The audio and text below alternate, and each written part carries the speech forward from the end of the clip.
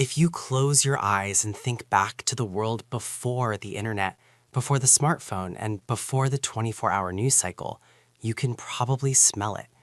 You can smell the ozone of a thunderstorm rolling in on a Tuesday afternoon. You can smell the peculiar chemical scent of a freshly opened pack of trading cards. You can smell the exhaust of a car that didn't have a catalytic converter, and the faint, lingering aroma of cigarette smoke that seemed to be baked into the upholstery of every room in America. If you were a child in the 1970s, you grew up in a unique slice of history. You were the last generation to have a fully analog childhood, but the first generation to see the digital world peek over the horizon. You lived in the wild west of parenting, a time when safety was a suggestion, boredom was a lifestyle, and the entire neighborhood was your living room. To the modern eye, your childhood looks terrifying. No bike helmets, no seatbelts, playgrounds made of jagged metal and concrete. But to you, it was just Tuesday. And because you survived that specific, chaotic, beautiful era, you walked away with a set of psychological traits that are becoming increasingly rare in the modern world. You have a specific kind of resilience, a specific kind of patience, and a specific kind of independence that simply cannot be taught in a classroom. It starts with the concept of the feral afternoon. If you grew up in the 70s, you know the rule. The rule was simple. Go outside and don't come back until the streetlights come on. There were no tracking apps, there were no cell phones. Your parents genuinely did not know where you were for 5 or 6 hours at a time. You were a ghost in your own town. You roamed in packs on bicycles that were essentially freedom machines. This experience gave you a trait that is almost extinct today: true autonomy. You learned how to navigate the world without a safety net. If you got a flat tire 3 miles from home, you didn't call for a rescue, you walked the bike back or you fixed it. If you got into an argument with your friend, you didn't have a moderator, you had to work it out or go home lonely. You learned to trust your own internal compass because you didn't have a digital one. You developed a sense of direction, not just geographically, but morally. You learned that you were capable of handling things. You learned that the world was big and sometimes dangerous, but that you could move through it and survive. That autonomy created a deep, quiet confidence that you probably still carry today. You are likely the person in the office who doesn't panic when the Wi-Fi goes down. You are the person who, when a crisis hits, simply looks for the manual or the toolkit, while everyone else looks for an adult. You realize, usually with a sigh, that you are the adult. Then there's the trait of boredom tolerance, which is mutated into a superpower called deep focus. Think back to a rainy Sunday in 1974. There were 3 channels on the television, maybe 4 if the UHF antenna was behaving. Cartoons ended at noon, the internet did not exist. If you didn't have a book and you didn't have a board game, you had absolutely nothing but the ceiling and your own thoughts. To a modern child, this sounds like torture. To a 70s kid, this was the incubator of imagination. You had to invent fun.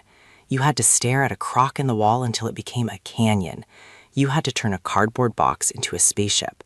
Because of this, you possess the rare ability to just be. You don't need constant dopamine hits to feel alive. You can sit in a waiting room without pulling out your phone. You can drive for 2 hours in silence. You can work on a project for 3 hours without tab switching. Your brain was wired for long-form content before that was even a term. And we have to talk about your physical resilience, or as I like to call it, the rub dirt on it gene. The 1970s were not obsessed with safety. In fact, looking back, it seems like the era was actively trying to injure us. We had lawn darts, heavy metal spikes that we threw into the air. We had clockers that shattered into shrapnel.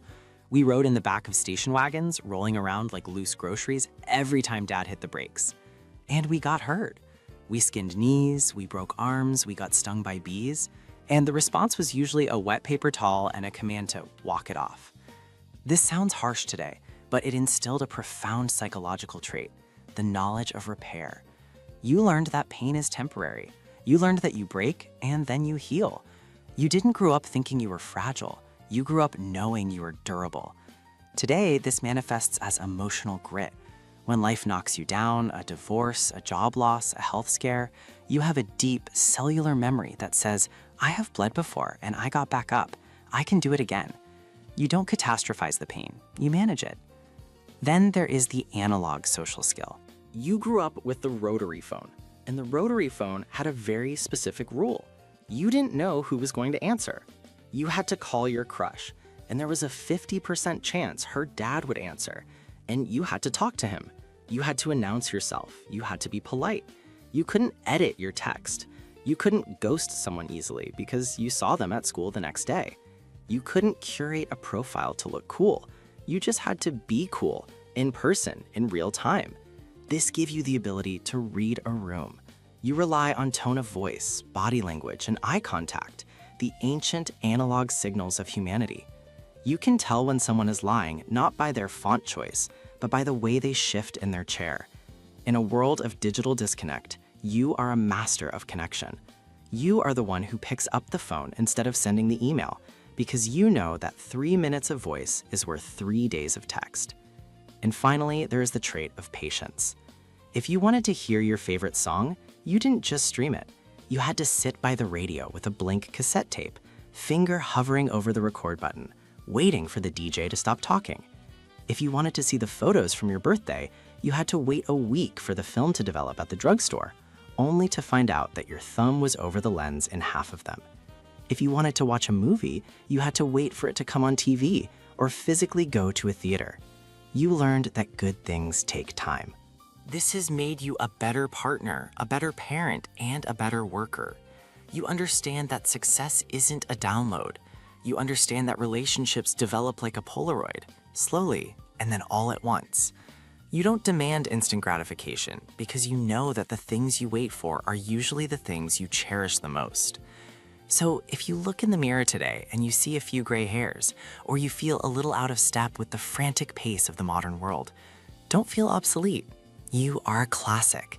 You are the bridge generation. You have the ability to use the technology of the future, but you have the wisdom of the past. You have the independence of the latchkey kid, the focus of the bored child, the toughness of the playground survivor, and the patience of the radio listener. You are the keeper of the analog flame. And in a world that is increasingly artificial, your reality is the most valuable thing in the room. So go ahead, drink from the garden huts, roll the window down, and take a moment to just sit in the silence. You've earned it. Thank you for being here. Subscribe for more.